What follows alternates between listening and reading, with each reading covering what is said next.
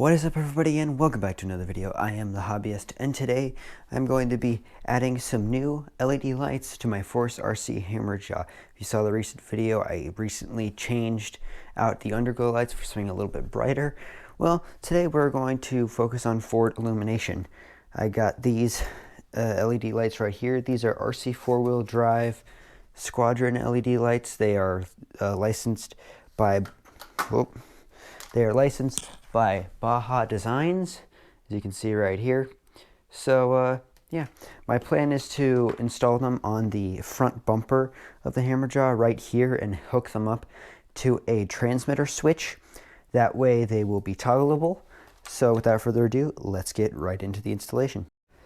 So my plan to get these installed is fairly simple. So they've got these little mounting brackets that have a little hole right here.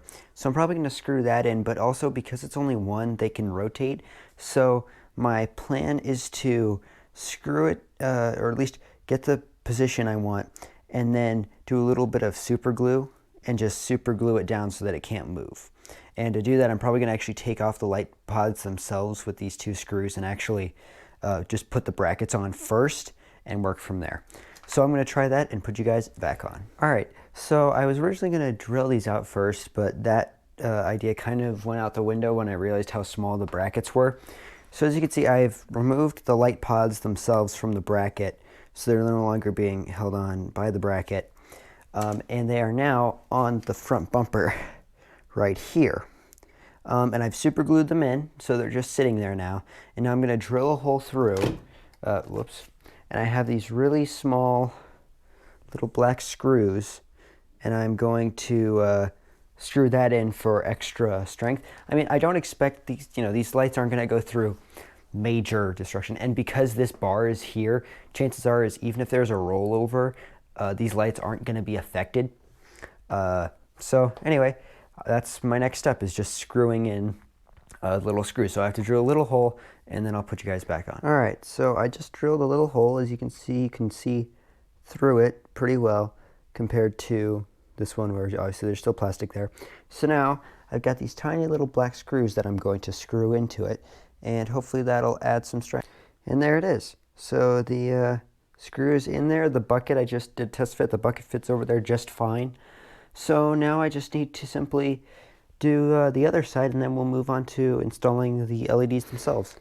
With both of the brackets screwed and glued down, that rhymes, screwed and glued, it's time to now pop the buckets back in. So for this, it's just a case of lining up the bracket, lining up the bucket like so, and then putting the small little silver screws back in. So I'm going to install those, and then we'll move on to the next step of the installation. Okay, so I've got the buckets screwed in now, so they're now installed. So now the big thing now is just connecting them to the power. So I've got a little lead right here. Hopefully you can see this. And that is connected to an auxiliary channel, which is connected to this switch right here on the transmitter. So now it's just a case of plugging it in. So I'm going to need a wire Y connector. So I've got one right here. And then I need to route these in a way that they won't get in the way of the servo, because the suspension does compress through here. And so the wires have to kind of be routed around. So I'm going to figure out how to route those, and then I'll put you back on. Okay, so I've done a little bit of routing, and I've got the wires routed up to the point where they come out here. All right. Now the plug is here, and I've got quite a bit of extra length. So I got to figure out how to maybe fold it or do something like that. So I'm almost there. I'm going to get the rest of the wires rerouted, and then we're going to test them and see if I basically wasted my time or if it was worth it to put these lights on. All right, so I have fully equipped and zip tied everything together.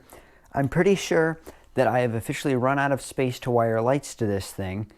So hopefully I don't do something stupid like wiring more lights to this thing.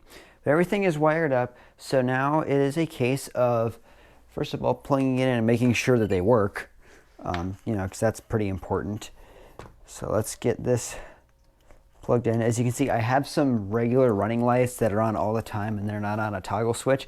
But now if I hit the toggle switch, which is also connected to the underglow lights, all right, they definitely work. I guess it's time to see how bright they are in the dark. So let's go into a dark location. Alright guys, so here we are in a completely dark environment, and right now what you're seeing is the distance of 1 foot, and those are just the regular headlights that are illuminating that. So now let's click on these extra lights and see how much more brighter it is. Oh, that's actually quite a bit brighter.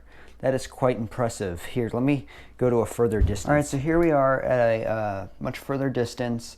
I would say it's closer to 4 feet between the crawler and this door, and as you can see, the standard headlights aren't actually that bright. So let's click on the new ones. Look how much of a difference that is making. That is like a high beam versus low beam difference. So you got low beam and then you've got high beam, and since it's connected to the underglow lights, you have a very cool kind of nighttime running mode. So here is one more thing I want to show you guys. So I've just put the body on my HammerJaw, and you guys can't see because it's so dark right now, but the body also has some lights built into it. So now if I click the switch, the entire truck lights up. You've got underglow lights, you've got the massive new headlights that we just installed. Remember, that's, I'm going to call that low beam versus high beam. And now I've also got these really cool interior lights that I've had, and those are also controlled off of the switch.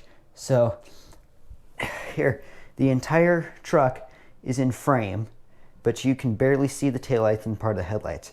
Click that on, and look, the entire truck just appears. I think that that is pretty cool. Alright guys, so now that you have seen how much of a difference that these little lights make, hopefully you have enjoyed the video. If you did, please hit that like button, subscribe, and leave a comment in the section below for what videos you'd like to see next. I'm super excited with these new lights, and I hope that you guys might do a similar modification on your crawlers. But that is all for today, everybody, and I'll see you in the next one.